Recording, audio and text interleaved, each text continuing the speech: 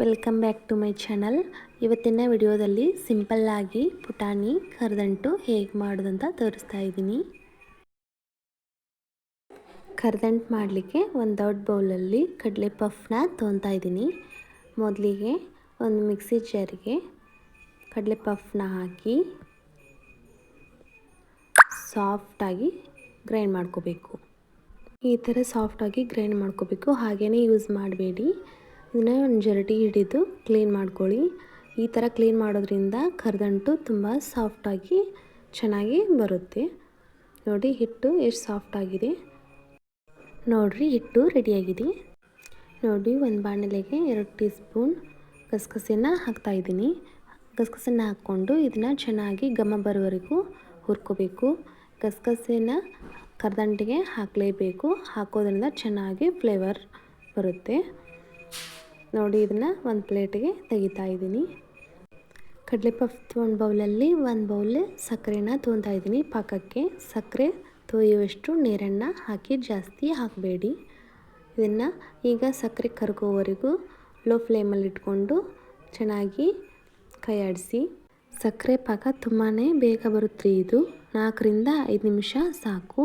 ಸಕ್ಕರೆ ಕರಗಿದ ಮೇಲೆ ಸ್ವಲ್ಪ ಹೈ ಫ್ಲೇಮಲ್ಲಿ ಇಟ್ಕೊಂಡು ಒಂದೆಳೆ ಪಾಕನ ತಗೋಬೇಕು. ಈಗ ಪಾಕ ಬಂದಿದೆ ನೋಡಿ. ಈ ಥರ ಒಂದೆಳೆ ಪಾಕನ ತಗೋಬೇಕು. ಪಾಕ ಬಂದಿದೆ. ಹಿಟ್ಟನ್ನು ಹಾಕಿ ಚೆನ್ನಾಗಿ ಗಂಟಿಲ್ದಾಗೆ ಇದನ್ನು ಕಲಿಸ್ಕೋಬೇಕ್ರಿ. ಪಾಕ ಹಿಟ್ಟು ಚೆನ್ನಾಗಿ ಮಿಕ್ಸ್ ಆಗೋವರೆಗೂ ಕೈ ಆಡಿಸ್ತಾನೆ ಇರಬೇಕು. ತುಂಬಾ ಸಿಂಪಲ್ ರೀ ಇದು ಕರದಂಟು ಮಾಡೋದು. ನೀವು ಯಾವಾಗ ಬೇಕಾದ್ರೂ ಕೂಡ ಮಾಡ್ಕೊಂಡು ತಿನ್ಬೋದು. 5 ನಿಮಿಷದಲ್ಲಿ ಪಟ್ ಅಂತ ಆಗಿಬಿಡುತ್ತೆ. ಹೊಸದಾಗಿ ಕಲಿಯೋರು ಕೂಡ ಈ ಟಿಪ್ಸ್ಗಳನ್ನ ಉಪಯೋಗಿಸ್ಕೊಂಡು ತುಂಬ ಸುಲಭವಾಗಿ ಮಾಡ್ಬೋದು. ಫ್ಲೇವರ್ಗೆ ಏಲಕ್ಕಿ ಪೌಡ್ರನ್ನ ಹಾಕ್ತಾಯಿದ್ದೀನಿ. ಚೆನ್ನಾಗಿ ಕಲಸಿ ರೆಡಿಯಾಗಿದೆ. ಒಂದು ಪರಾತಕ್ಕೆ ತುಪ್ಪನ ಸವರಿ ಇಟ್ಕೊಂಡಿದ್ದೆ. ರೆಡಿಯಾದ ಮಿಶ್ರಣ ಎಲ್ಲ ಹಾಕ್ತಾಯಿದ್ದೀನಿ. ಮಿಶ್ರಣ ಹಾಕಿ 1-2 ಸಲ ಟಪ ಟಪ ಅಂತ ಬಡಿಬೇಕು. ಚೆನ್ನಾಗಿ ಕೂಡುತ್ತೆ. ಹುರಿದ ಗಸಗಸೆನ ಹಾಕ್ತಾಯಿದ್ದೀನಿ. ಸ್ವಲ್ಪ ಒಣ ಕೊಬ್ಬರಿ ತುರಿ ಫ್ಲೇವರ್ ಚೆನ್ನಾಗಿ ಕೊಡುತ್ತೆ. ಸ್ವಲ್ಪ ಪುಟಾಣಿ ಬೇಡ ಅಂದರೆ ಡ್ರೈ ಫ್ರೂಟ್ಸನ್ನು ಕೂಡ ನೀವು ಯೂಸ್ ಮಾಡ್ಬೋದು.